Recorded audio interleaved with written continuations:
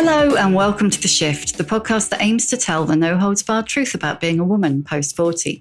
Created and hosted by me, writer and broadcaster Sam Baker. Today's guest, Grace Dent, and I have lived parallel-ish lives. Growing up ordinary, inverted commas, her in the north, me in the south. We both spent our childhood eating baked beans, Angel Delight, and funny-coloured school custard. We both thought we were it, apparently.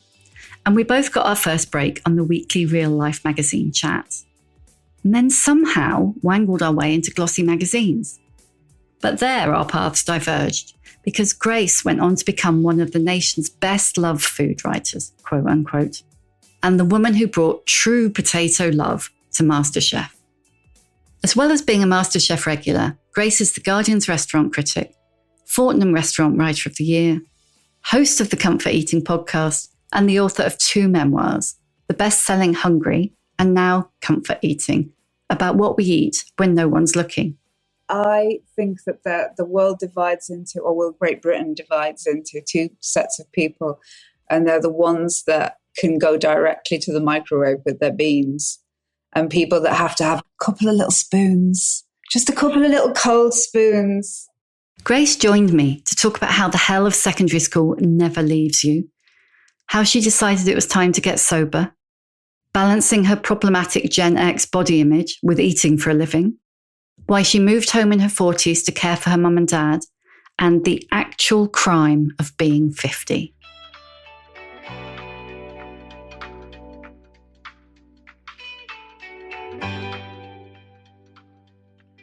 I am crying out right now to do something that's a bit feral. Yeah. Well, you've come to the right place, love. It's me, my big blue Yeti, my cat.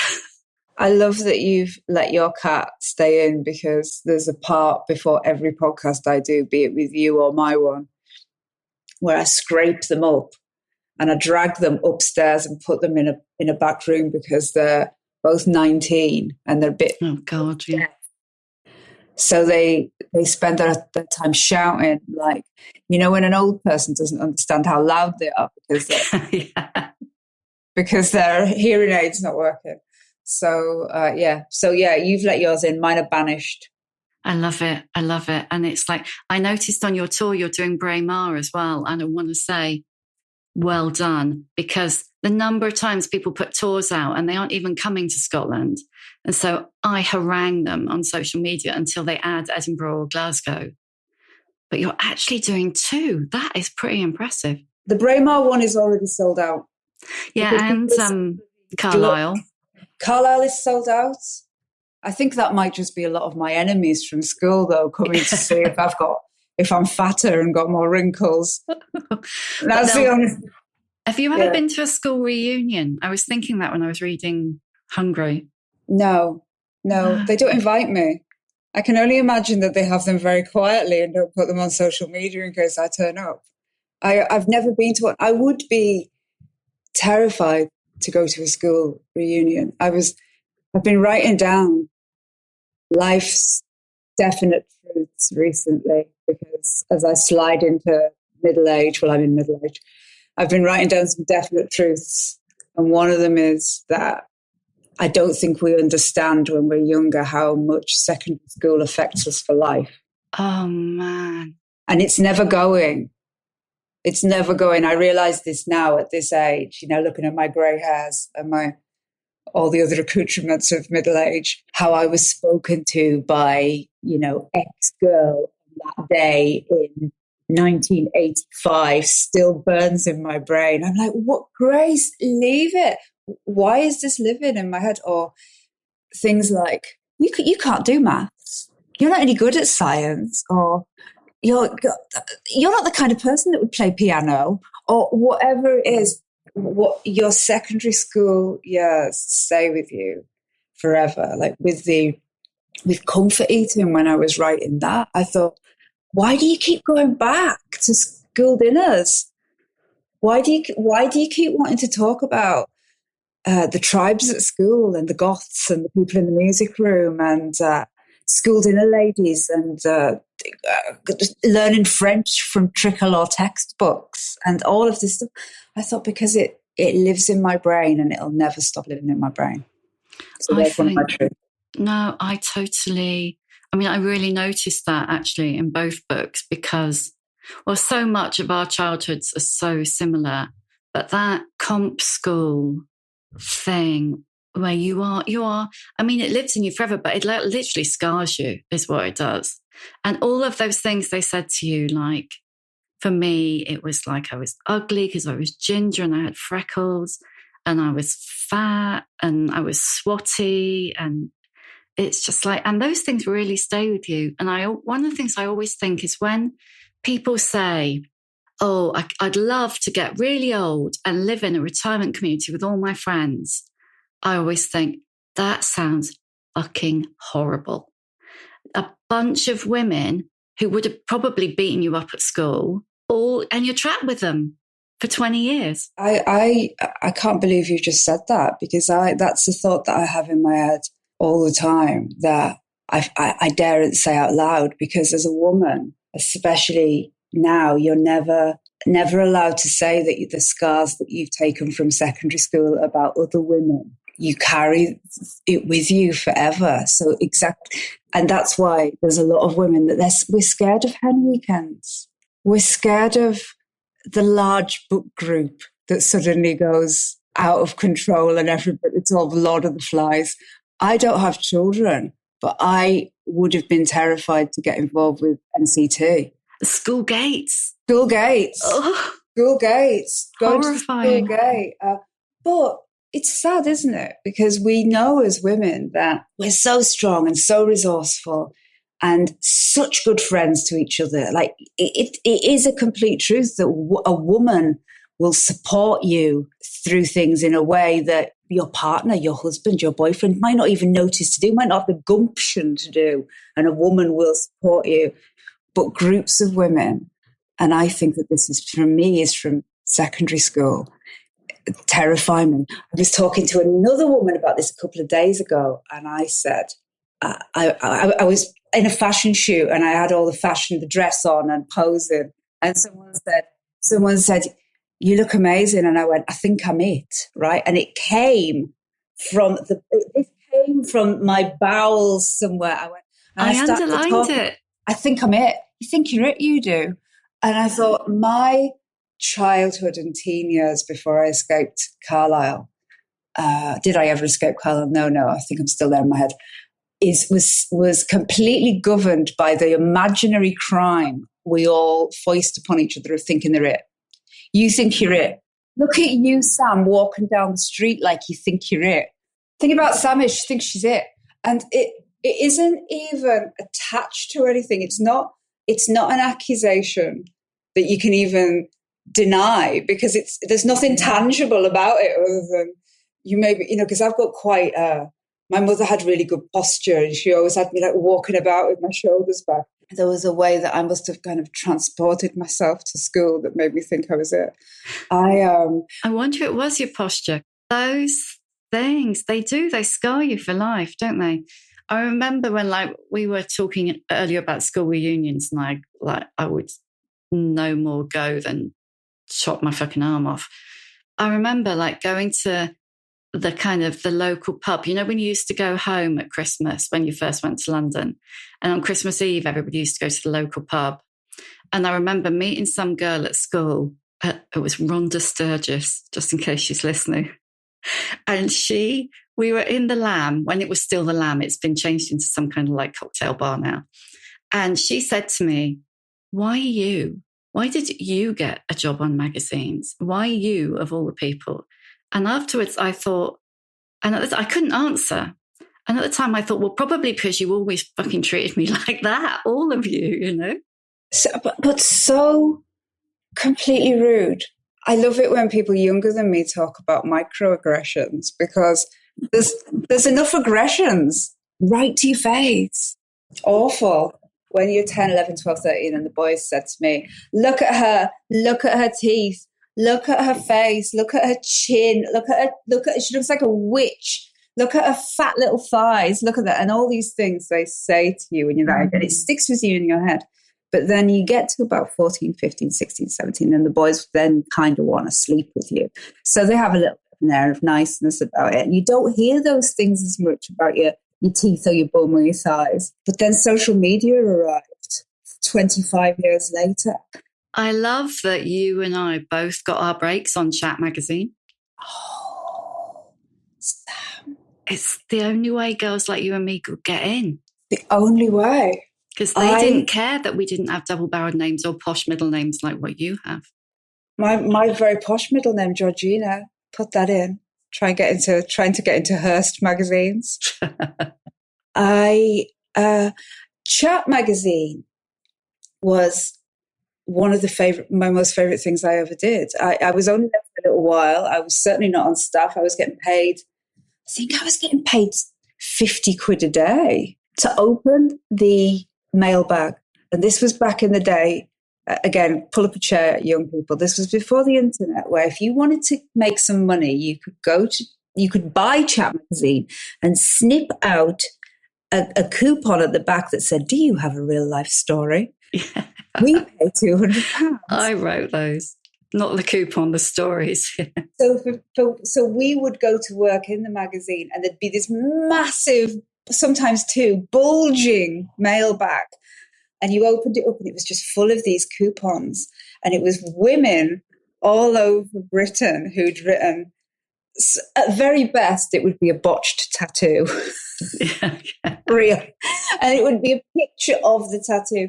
But then a lot of it was really the worst domestic violence, the worst, really harrowing stories.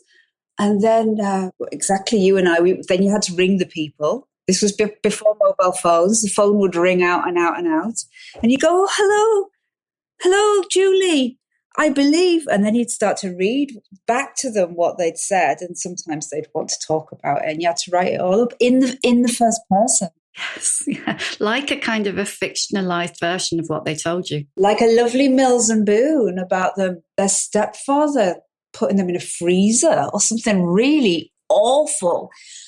I always knew he was a wrong 'un from the moment he walked in. And then but I think for people like me and you, we had more of an, I did always have more of an understanding of these people because I came from somewhere like that. And then I'd write it up, and then I couldn't believe it when they paid me. I could not believe it when IPC magazines paid me. And I kept all that money and then went freelance. That was in the 90s.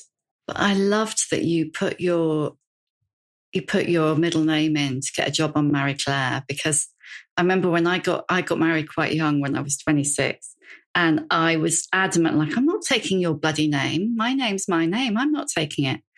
But then once I started working on glossy magazines, and I got from Take a Break into New Woman, which was kind of like hybrid. And then I realized that I should have bloody taken his name, because because he's got like a bingly bongly name, that a bingly bongly name, that you're made for life in glossy magazines if you've got one of those names.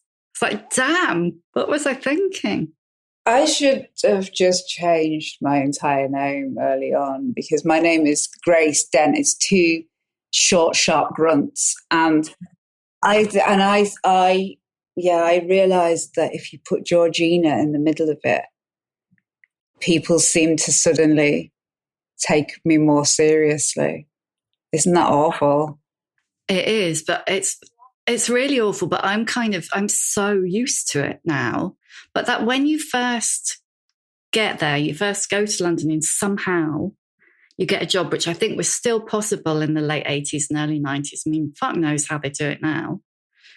But it was like I couldn't believe that this was a world that people lived in. I always feel that until I was about 23 and I went to work in media, until that point, I had been blissfully, naively unaware, like almost all of the working classes, what posh actually is, what connected actually is, how things actually work. Up until that point, we flung around the words posh at each other. You were posh if you got the slightly more expensive hairspray at Boots. That's what we thought posh was. Or somebody's dad who worked in management at a local factory. That's what we thought posh was. Absolute rubbish. Absolute rubbish. Then you get down south and you're working with people who are from these families that have ruled and governed Britain for centuries. And even if they've lost all their money along the way, it doesn't matter because that name goes so far, and all of their children know each other because all of their parents know each other because all of their parents knew each other. And there's this network of them all. And also, when I say this, I start to sound very as if I'm angry at them, but I don't, because they don't know anything better either. They don't know what the working classes are like. They have this very small thumbnail of what we're like. They are members of private members clubs. They leave London on the weekend to go to their parents' houses that are in lovely places, and their parents' houses are all near each other, and their brothers all went to the same art college together, and they've got random members of the family that are just traveling in Europe at the moment and buying art and doing placements. And this kind of amazing, blessed existence. And, in the 90s, I knew that we were all scraping about 12 grand, but they were doing these wonderful things. And the penny began to whether, they've got loads of money coming to them.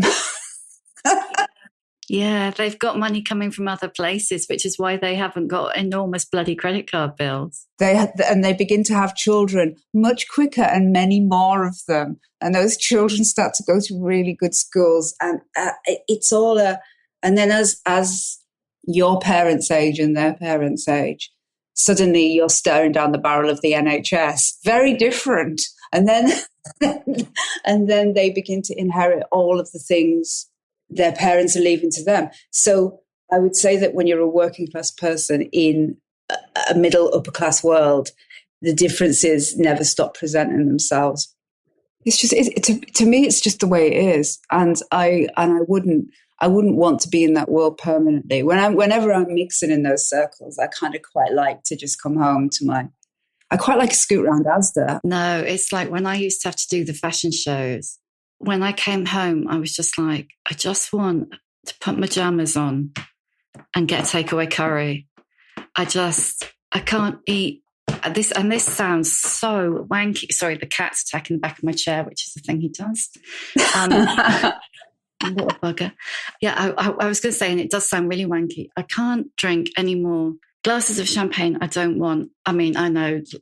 Look at those tight diamond shoes. Eat chips of Parmesan. It's like, God, just give me like beans on toast. And I know that you share my love for beans and cold out of the can. Honestly, I think that the world divides into, Great Britain divides into two sets of people. And they're the ones that can go directly to the microwave with their beans, and people that have to have a couple of little spoons first. Just a couple of little cold spoons. Well, how it works is I think, I'll heat up half a can for toast and then have a spoon or two, put half a can, or by now 2/3 of a can, in the saucepan or in the bowl to go in the microwave.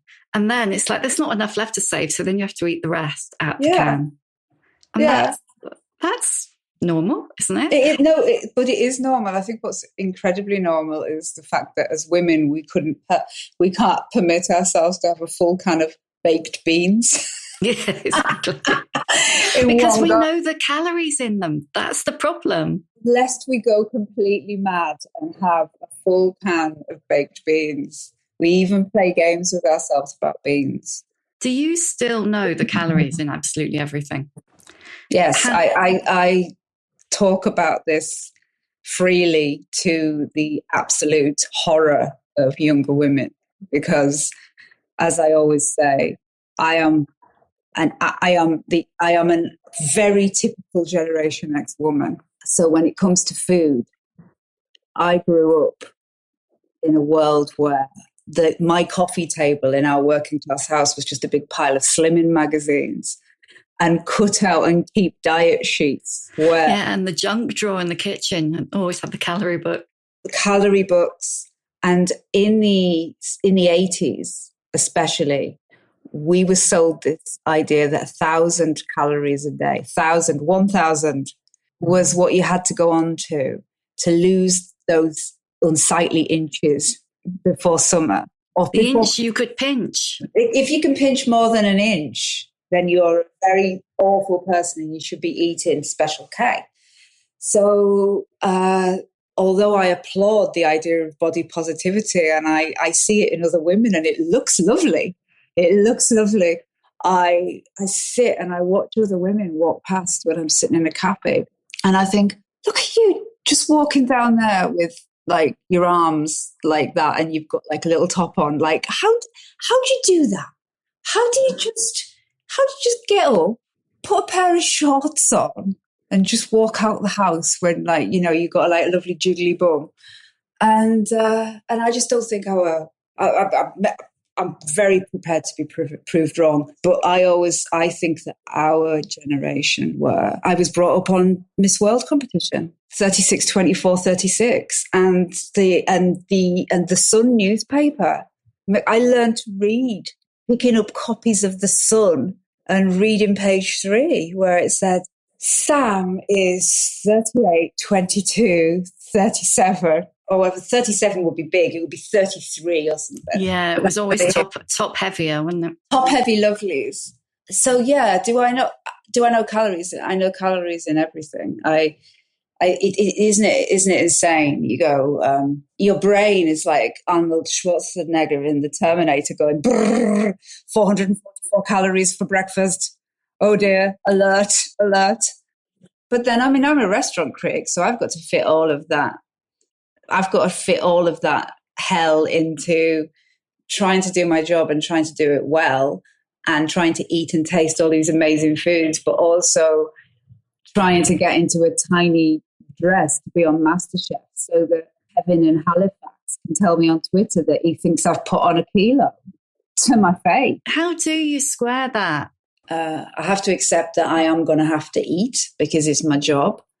And it's going to happen. And now I eat the bits of dinner when it comes out that look absolutely delicious. I don't eat all of it. I eat bits of it. I always have people with me I hate food waste. One of my biggest problems is waste. I have to order all this stuff to look at it. So I always eat with friends that'll eat it all. I eat a lot of the protein. And I taste bits and pieces of it. But I love bread and I love potatoes and I love pasta and I love rice. I love the sides of things. And so I have to go really, really easy on that.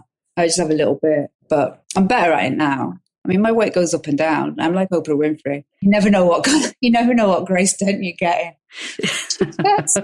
I'm down at a 10 at the moment. And I'll go, all right, okay, I'm down at a 10. I've done it for a while. But I always say there's like a bigger girl inside me, like smoking a Regal King size going, I'll be back.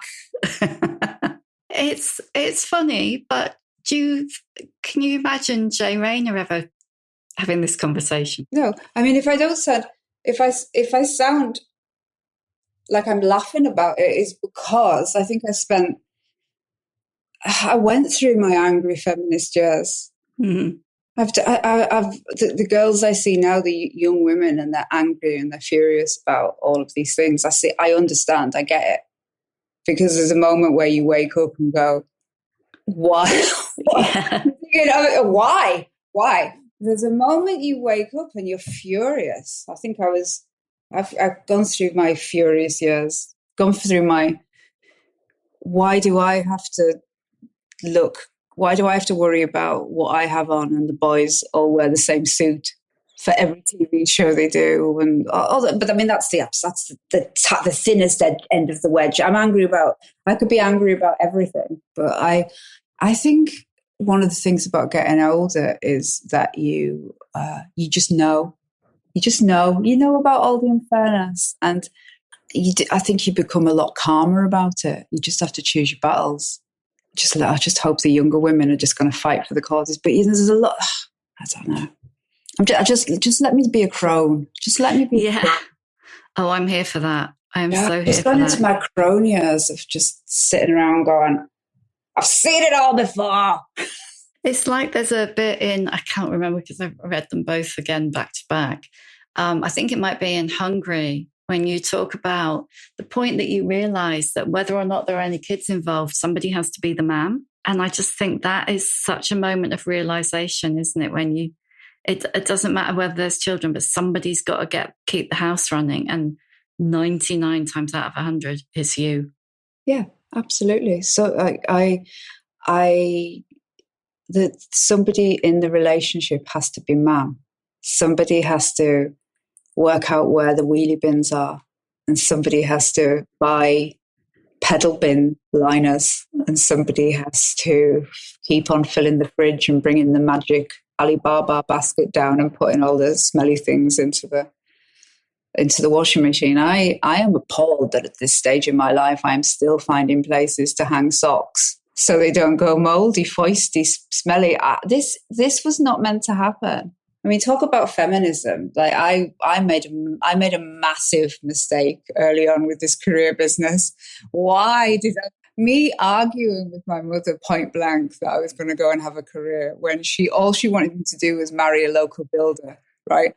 I could just be sitting in Carlisle right now with a massive house and a really great breakfast bar, right? and instead, I'm still walking around in this house with my career, but trying to find places to rest socks. It's a terrible mistake. Terrible mistake. It's such a bizarre thing, isn't it? Someone has to be mum. Yeah, someone has to be. This is why it's so. Talking about knowing what you know now. When I see people getting married 20 years younger than me, I see all these women, and they're like, "I'm going to do it differently." You think, "Are you? Yeah. Are you really?" Yeah. Sometimes I think that as the sexes, we just have different eyes for what is actually happening in the house. Sometimes as an experiment the other day, I left a clothes horse in the middle of the living room that my partner had put up. I left it in the middle of the living room with the stuff he'd put on it as an experiment to see how long he would leave it up. 4 days. And he still didn't put it down. In the end, I said, "Are we going to ever take anything off this clothes horse?" And he said, "It's drying." I was like, and it's little things like that, isn't it? So, totally. I wrote a Post-it note to myself the other day to use in a book. Sometimes it's just easier to do it yourself. And it was like a life revelation that I'd always fought against. It's easier than to explain everything, or you have to do it. It's easier to just do it yourself. And in everything, sometimes it's really hard to delegate because you have to trust in people to actually do the thing that they're going to do. Sometimes it's just easier to do it yourself. I think I'm sorry, we've gone very deep. Yeah, no, deep is good. Now you've headed deep, I'm going to take advantage of you. Do it. Slightly heading deep. Because I do want to ask you just a little bit about your mum and dad. Yeah, and there was and again, I can't remember whether it's hungry or comfort eating. But you talk about, there's a line where you said, and I just really, really struck a massive chord with me. Girls like me can have ridiculous dreams, but at the end of the day, we should do the right thing. What part did that play in your moving home to care for your mum and dad in your 40s? Well, it is the right thing to do. It was for me. I had to do it. I didn't have any choice. I knew that I had to be present. I had to see it. I had to live it. I had to go through it. And I knew that my mother would have done it for her mother. She had a tricky relationship with her mother, but she still went and did it. I felt as if with my newly acquired pseudo-middle-class sharp elbows, I could probably from a practical side, keep a better eye on what was going on as well. Watching it all secondhand and trying, one of them had cancer, one of them had Alzheimer's. That is just chaos. Two sets of different NHS care workers, social workers. I mean, that was at the later stage of it, but I just wanted to be present. And also, I don't have children. So it always kind of annoys me slightly when I'm portrayed, or any woman without children is portrayed as being unmaternal, because I'm not. I am very, very good at caring. I am great at the things to do lists and the early mornings and the trays and the phoning up to find out where pills are and picking them up and all of the grotty, dirty, awful, sleepless things of caring. And I knew that I was good at it. I would have been a good nurse if I hadn't worked in media. So I thought, I'm going back. I'm doing it. But I always knew from the moment I got down to London in the 90s that was coming at me down the track at some point. You can run away from where you're from. But I think as a woman, you do end up being the one that kind of goes back and does the caring. I must say, my little brother is bloody brilliant. He is also very, very good. I would hate anybody to think he wasn't there pulling his weight. He lives there. I would say to anybody with that face in them, a few people sidled up to me and say, oh, I've got this coming to me now. Parents are getting old. Should I go back? It's not forever. I know it feels like it's forever. The actual reality of it's a very short space of time. And the moment it's over it's almost, it's like a house party finishing abruptly. The moment that it's over and the people pass away, you're just a spare part in a foreign land. and it's time to come back again. I don't regret anything I did at all. I'm still, oh God, I'm still horrified by some of the things I saw, and I'm horrified by some of the things I had to do. But I'm glad I did it. I think that it's just it had to happen. It had to happen. Did it affect your career, or were you like big enough at that point? You know what I'm trying to say, that you could. Because one of the things I had, and it's not comparative at all, but when I moved to Edinburgh, the number of people who said to me, to my face, behind my back, on social media, oh, well, she'll never work again once she's gone up there. And it was obviously total bullshit. But there's that obsession, isn't there, with you having to be there? Nobody really knew, because I think that I am pretty good at both giving a lot of myself so people know me, but when they actually think about it, they don't actually know anything about me. And I don't think people actually knew where I was. And I did a lot of round trips anyway, because I kept I'm speaking to you now from my house in London, and I just kept the house in London, and it just was always on that train from Euston to Penrith, up right in the lakes. And I just would say, I never told anybody asking me about work why I couldn't do it. And if I could do it, I didn't ever make a fuss of, isn't this awful, putting yourself into this tiny, making yourself smaller and inoffensive to anyone. I never told anybody what I was doing. So I just said, oh, I'd be there. And then I would have to get up at 5 a.m. and get on the train to Euston and set off, dressed in baggy clothes. And then we were coming through Warrington Bank Quays and all these places, Crewe and Milton Keynes, starting to build the person that you present yourself as. Putting the hair up and painting the face off, trying to put on false eyelashes in a bloody Virgin Trains, it's Avanti now, toilet, and then coming out and doing it. But I got that from my mother. I was brought up on those type of women where you don't let it show in your face. You just get up and do it. I am from the Elsie Tanner school of just getting out there and doing it. I think that's Generation X, though. I don't know if it's particularly healthy. Yeah, it's like I reckon this is in comfort eating.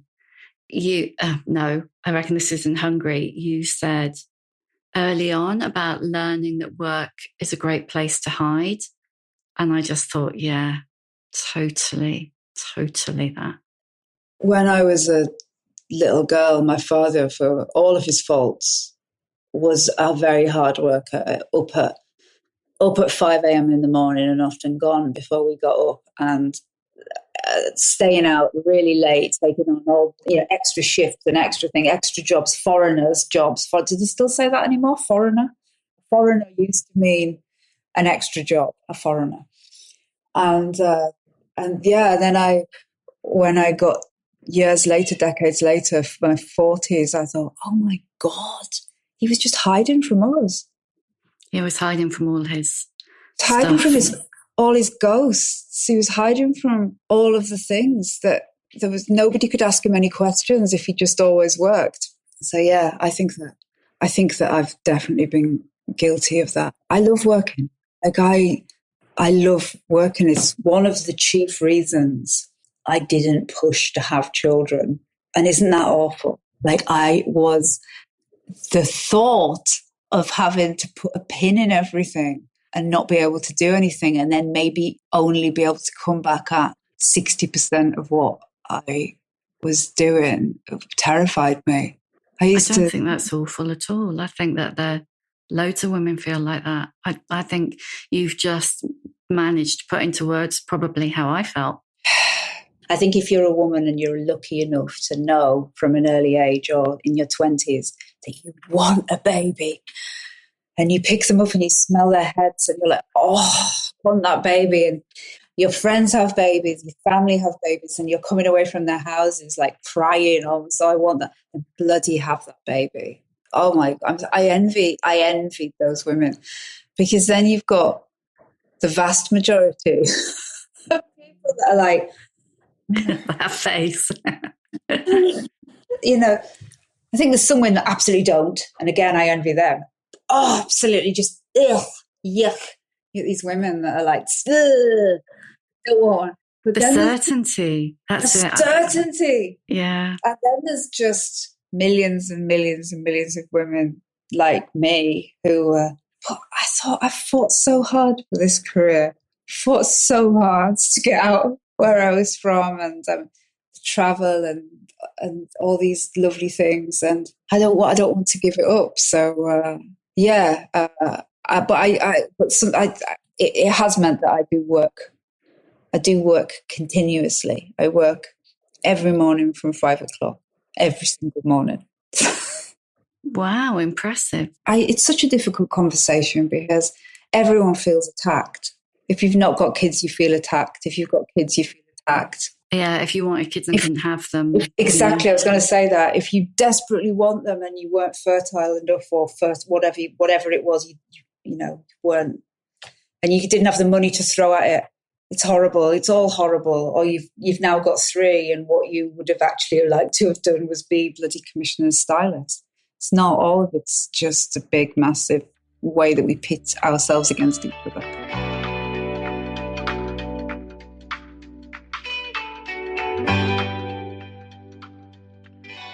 I mean, I always think this with the baby conversation, whether it's, having babies or not having babies, breastfeeding, natural versus cesarean, blah, de, blah, de, blah, de, blah. It all ends up in a fight because whatever one person decides feels like a criticism of what someone else decided or didn't decide, just wound up in that situation. I think it's inflated by the fact that the only way we speak about these things as well often is via think pieces. And the only people that want to do think pieces are people that often have an extreme way of saying something or pack it in an extreme way. So that's the only time it raises its head. So it just pits us as women even more against each other, because I've found that's when you end up in an argument. Pieces that have made the people the most angry is if I've mentioned I've got a cleaner. Nothing else. Not other stuff. Nobody's ever come at me about Alzheimer's or my portrayal of cancer or my thoughts on the Church of England. No one cares. Processed foods, not one person. But I've mentioned before that I've got a cleaner, and it's just kicked off like viral online as if it's. And I've thought, what? But I do pay the woman. Like I don't. Yeah, it's like it's your job because you're the woman, but also it's like you're betraying your roots. Yeah, but then that is funny, going back to what we were saying, that the most angry people they were all men, and they were all left-wing men who were saying, oh, she's got a maid. And I was thinking, you little, and then I just left it. I was like, but look, I just hope their houses are beautiful and clean, and their girlfriends are really pleased with the level of housework that they're doing. Yeah. I think we know the answer to that. There's a bit, again, this is hungry, I think. I have read Comfort Eating, promise, where I think you're talking about your mum being 54 and trying to tell you what's what. And you said it's like, it felt like her being 54 was like an actual crime. So are you 50 now? Nearly 50? Coming up 50. Coming up. I can smell it on the horizon. So how does that actual crime feel now it's you? Oh my God. One of the most strange things about your parents dying that no one prepares you for is that when they die, you have to go and clean out their houses, and you also have to go and find photos of them for, say, the brochure at their funerals, and you come across all these photos of them, and it's only when they've died and you have these weeks where you're looking at family photos and they've gone by this point that you realize how old they actually were at these stages. So young.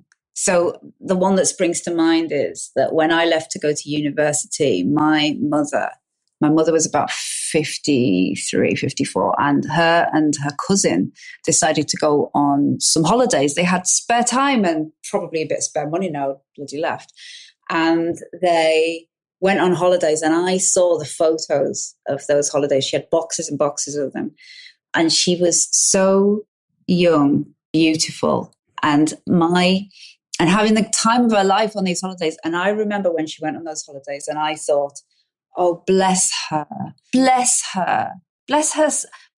trying to fill her time. Now I'm not there. This old lady going on these sad little holidays. What an idiot I was. I look back now and I think, I thought that was really old. It really is. And same with my father. I realize now, I go, oh God, okay, so that was you going to a nightclub. Oh, so you were actually the life and soul of that party. But you just look at them and you're young and you just think they're ancient. How do I feel though? I have to really watch myself now that I'm 50. I've got nieces and nephews and young people around me, and I have to stop myself getting involved in things, because there is a crone inside me that wants to say things about education and the mistakes that people are making. And it's really, really, it's really hard. Someone said to me the other day about the crime of putting a top on and realizing you've got like wrinkly 50-year-old décolletage, and how... Oh, totally, look. Yeah. Mine's a 57-year-old wrinkly décolletage. It's just, everything's going to be okay. I think that 50 is going to be bloody brilliant, actually. Do you know what I love though? I love not caring. And I can kind of give you examples. Days and days going by where you don't put any makeup on. Oh, totally. I literally only put lipstick on today because I just knew that you would have lipstick on. And I got online and I looked at my face I was going to have to look at for the next hour. And I just thought, oh no, it's all beige, and I know Grace will be wearing lipstick. It's made me genuinely sad that the word that the word Karen as well has become kind of synonymous with like race and things like that, right? And this idea that Karen, you're a Karen if you complain about anything. Because what we are actually missing here, if you take out awful examples of women behaving terribly, you take that out of the equation, put a pin in that for a while. These are extreme examples. There's a far subtler thing that happens to all women of all backgrounds when you get in your 50s, is that, and if you want to say Karen, because it's like you've seen it all before. You have limited time. You are depleted of estrogen. And on your last fucking nerve of the day. And you do not have time to be told by somebody that the computer says no, when you know full well you're right. And there's a moment there, and I think it's for all women in your 50s and going into your 60s, where you just become a bit like, I don't care. And it's very freeing. So no, it does make me kind of sad when I see that bandied around online, because there are occasions where it's someone acting atrociously, but 99% of the time it's just a woman speaking. It's just a woman going, no, actually, I think you'll find that is my car space. I remember seeing angry 50-year-old women and angry 60-year-old women when I was young. And now I know why. I totally am one, and proud, frankly. Where are you at on the menopause front? Oh God, I think I'm very much in it at the moment. I think I've been in it for bloody years. Like traipsing into the GP with them kind of going, like it's like a 12-year-old GP sitting there going, no. Should we just, you feel half mad? Should we just keep an eye on it? And then before you know it, you're outside the door going, how are we keeping an eye on it? You're in that room. Hang on a minute. You just said go away. So I say to everybody, take all of the help that you can. Go into the GP and tell them that you want everything that's going. They'll just look at you because they'll go, who is this angry 50-year-old woman? Please get her out. Do I need to ring the buzzer? Why is there a sweaty woman there? Why is there a sweaty woman shouting at me? I think what Davina's done is amazing.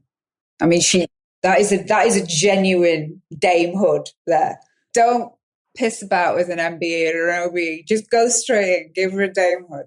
That woman actually stood up and started making women demand to go into the doctor and go, I don't want to piss about anymore. I've got to the stage where I feel like I can't go to work, and this is ridiculous because I've got 25 more years in me. Like, I went from feeling ageless, feeling as if almost everything that I heard was afflicting other women didn't really apply to me, especially as somebody without children. I felt like I'd gone scot-free, and I was like, I will never retire, never. Like, I will die.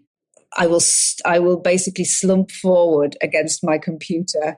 Slump forward into a Masterchef professional dish. I will literally die with Greg Wallace there shouting buttery biscuit base at me, and I'll be 80 and he'll be 85. And then when I started feeling it coming down the track, I just started thinking, how can I get out of doing things? You know, my skin was bad. I'd never had bad skin. Like, everything was I just felt absolutely, completely shit. And it went on and on and on. And the moment I started doing little bits about it and getting what I could, then I just feel a hell of a lot better. I think everybody should do it. But I don't know, on the NHS, it's a complete nightmare. Yeah, it's for me, it was totally transformative, but I never conquered the NHS, that's for sure. I've held loads of your time, so better ask you the questions I always ask at the end. Go on. What's your emotional age? They're not all about dead people and vaginal dryness, are they? No. But we can talk about vaginal dryness if you I like. think that's like that. Mine is absolutely wonderful, thank you. Anyway, next question. What is your emotional age? 28. Why 28?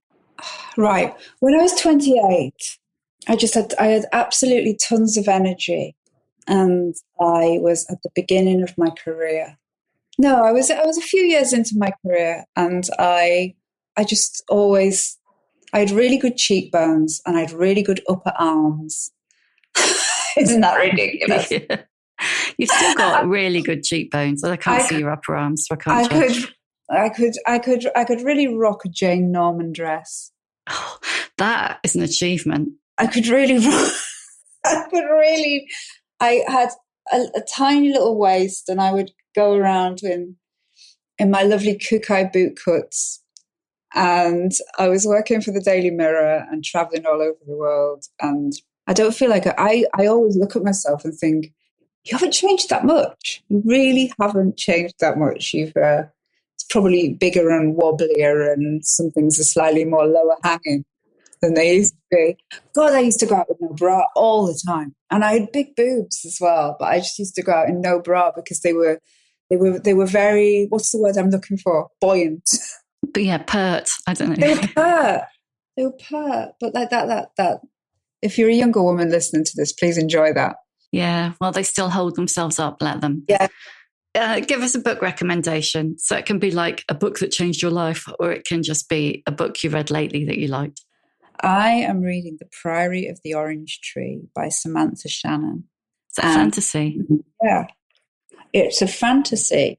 I don't read fantasy books. I don't read fantasy fiction. However, I did love Game of Thrones, the TV show, and the reason I was turned on to Game of Thrones very early was because I put it on one day, thinking it wasn't my genre, and realised there was tons of women in it, and the women were main characters. And often that doesn't matter. I do like things led by men, but the fact that it was women going through these quite, there was incest and incestual relationships that you were actually rooting for, and people that were horrible, but they loved their children. So you kind of flawed women. And I thought that's how I ended up getting into fantasy. And then I heard about Samantha Shannon, and The Priory of the Orange Tree is very, very long fiction about different various lands. There are dragons, I will warn you, but loads of women. It's all women. And I thought, right, I'm going to read this. And I'm very much enjoying it. Although, you mentioned fantasy. People just backing off. Yeah. What advice would you give younger women? Don't waste all your money on a wedding. That's a good bit of advice. Take the money that everybody is conning out of you at the moment to pay for your wedding. And it ends up being women that end up paying for these bloody weddings.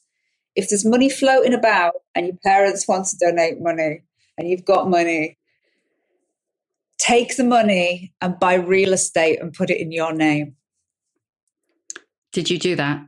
Yeah. Best thing you ever did? Yeah, absolutely. Didn't got married once. Didn't have the wedding, eloped to Vegas and put the money into a house, and then made sure that I kept the house. It's my house. Is that the house you're in right now? I'm in the house right now, sitting in my house. It's my house. My house. And I always say this, like with money, you don't need these. For young women, you do not need to spend £55,000 on letting turtle doves out of a church you don't even go to. When you say it like that, it's totally mad, isn't it? Nobody wakes up at 7 o'clock in the morning and goes, yes, yes, imagine. The internet is completely full, isn't it, of millennials complaining about all the weddings and hen nights they have to go to. And I'm not surprised because they cost a fortune, but it is like no one wants to go. All right. Who is your old bird role model? I love Tracy Emin. Oh, she's amazing, isn't she? I completely understand and get her art. I know where it comes from. And when she put everybody she'd ever slept with on a tent, people were getting angry. And she was a bit like, well, you shouldn't have slept with me then. And the bed, for example, when everyone was getting furious about the bed. And I was thinking, that's such a unashamed look at how a woman sometimes has to live her life. We've all been there in that filthy bedroom with beside the bed there was like condom packets and morning after pill packets and things like that. I was like, oh God, I love it. So I love Tracy. I mean, she's proper national treasure. And of course, Joan Collins. God, good old Joan. Joan Collins, 90 years old, looking better than me right now. What's your superpower? My superpower is probably, oh God, those are really boring. They're like, I'm very hardworking. I am so hard, I'm so honest. I think one of my superpowers is often really, really painful empathy with people. Really painful being able to go into a room and immediately know that that couple are having a horrible time and they're on the verge of splitting up, and that person feels uncomfortable about that, and that person's upset about this, and that person being really happy is jarring with that person. I feel it so much. And then I walk out and I'm just drained by it all. And then my partner goes, that was a good party. So my superpower is just horrible empathy to the point where I just need to go and stand in a broom cupboard and relax. And how many fucks do you give? I've still got about 2 out of 10 fucks left. What are they for? Trying to get into the dresses that I have to wear on tour because I want to get into some really nice. Are they sample size? No. I couldn't even get my leg in a sample size. My boobs are always too big for sample size. You know, what did Karl Lagerfeld say? Did you not say that boobs are just fat? Oh, it's probably something like that. It sounds like something you would say. And the other fuck I give is about getting my pets to the vet in time and getting their pills and doing everything. And then aside from that, behold, my field of fucks is absolutely empty.